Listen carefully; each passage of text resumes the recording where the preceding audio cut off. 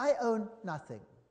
Only on paper do I own anything. The state rules supreme. My life soon could be a misery. So if you are attached to your homes, and this is the basis for the New World Order, if you are attached to your cars and your televisions and all these things, loosen yourself.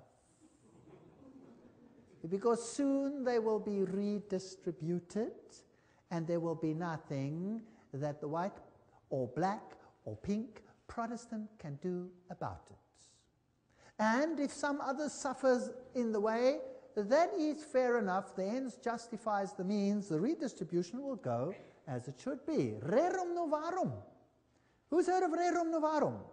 This is an encyclical that was issued that is being quoted to this day, Pope John's. And to this day, all of them make reference to this, including Pope John Paul II, says this is this encyclical that forms the basis of the New World Order. Well, I thought it's important to study it. One of the Roman Church State's most influential statesmen on economic matters is the encyclical Rerum Novarum on the condition of the working classes. The Roman Church State allied herself with the proletariat, which in Marxism is the great and final enemy of the capitalist order. Pius, writing, declared that Rerum Novarum, however, stood out in this, that it laid down for all mankind unerring rules for the right solution of difficult problems of human solidarity called the social question. Now, let's see. By far the most notable evidence of this social teaching and action which the Church has set forth through the centuries undoubtedly is the encyclical Rerum Novarum, issued 70 years ago.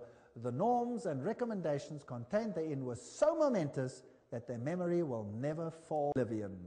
John, Mater e Magistra, the papacy speaking. Pope Pius told us that the encyclical Rerum Novarum was instrumental in ending laissez-faire capitalism in the 20th century by ushering in an era of effective interference by the government.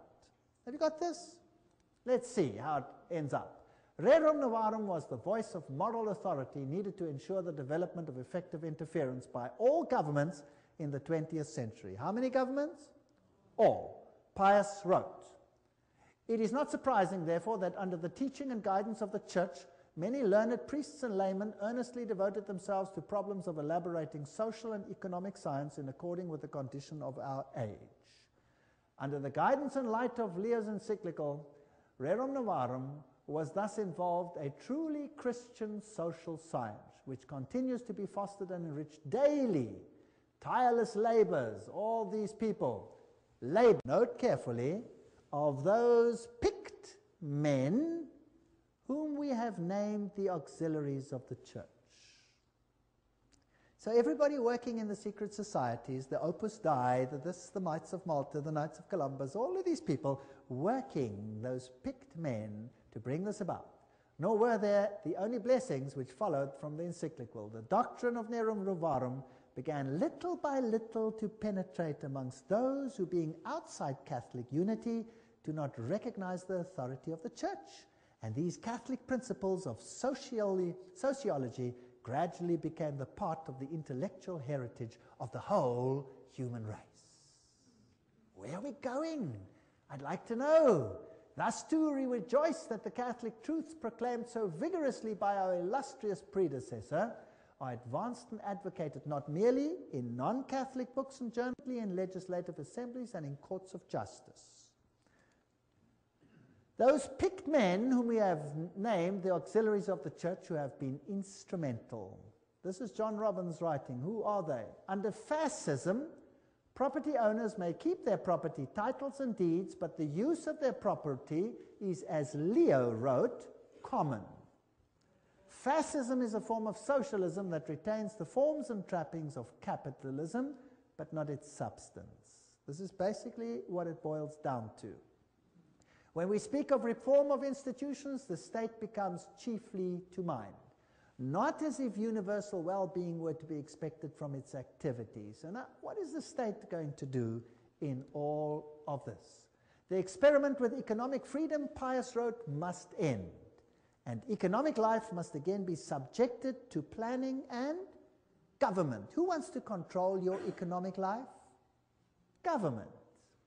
John Paul, in his Solicitudo Re Socialis on social concern, it is necessary to state once more the characteristic principle of Christian social doctrine.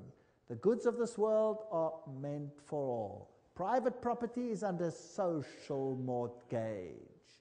These are the things which will be controlled. He wrote, a faithful echo of the centuries-old tradition of the Church regarding the universal purpose of good.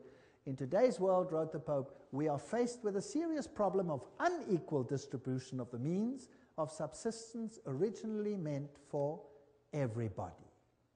Then came liberation theology, and Pius wrote an encyclical on atheistic communism, an age like ours, where unusual misery has resulted. Who created the misery?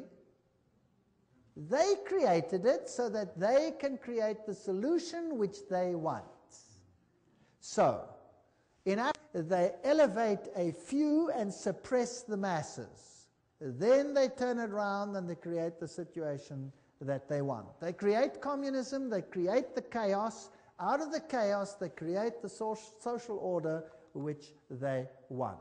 So the second reign of terror was supported by the papacy. Father Camilo Terres, who was shot in 1966, declared, the Catholic who is not a revolutionary is living in mortal sin. Pope John Paul II wrote in 1968, the Church does not hesitate to defend fearlessly the just and noble cause of human rights and to support courageous reforms leading to a better distribution of goods, including earthly goods such as education, health service, housing, and so forth. Now we come to human rights. What did we read about in the French Revolution? What's going to be the standard of the world? Human rights. You have a right to property. You have a right to anything that you have need of. We are convinced that the theology of liberation is not only timely, but useful and necessary. That's what the Pope says, not me. This is his words directly. John Paul II, letter to Brazilian bishops. It should constitute a new stage of the theological reflection initiated within the apostolic tradition. And then he refers to rerum novarum. Franklin Roosevelt, when he was elected, he made Professor Ryan part of his administration. Now, who was he? Ryan wrote in 1931, the workers have a claim upon industry for all the means of living from the time they begin to work until they die. When industry does not do it directly, then it is the business of government to enforce it upon industry. See how it starts? Right. Now, let's look at some of the human rights. You have a right to freely found unions for working people. You have a right to culture, a right to emigrate, a right to immigrate, a right to food, a right to clothing, a right to rest, a right to medical care, a right to just wage, a right to life, a right to safe environment, a right to personal security of the family life, a right to private property, highly qualified of course, a right to common use of all goods is just thereafter, so that means nothing. A right to work, a right to pension, a right to old age, insurance, a right to association, a right to security, a right to integrity, a right to social services, a right to strike, a right to choose a state of life freely, a right to found a family, a right to education, employment, good reputation, respect, appropriate information, a right to the upright, blah, blah, blah, protection of privacy, right to rightful freedom, professional training, quality, right to adequate health care. Oh, it's laborious.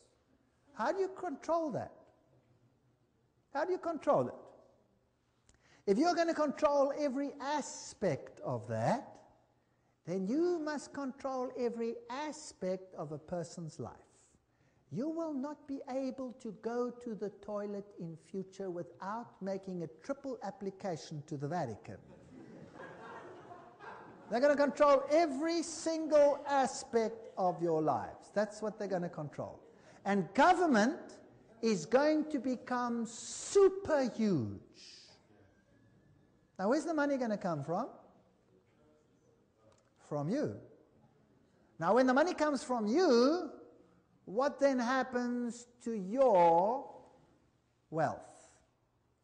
It gets less and less and less and less. That means the middle class will disappear. How many classes under Catholicism in the Middle Ages? 2. There was a feudal class, the Goyim, and there was the upper class who controlled everything.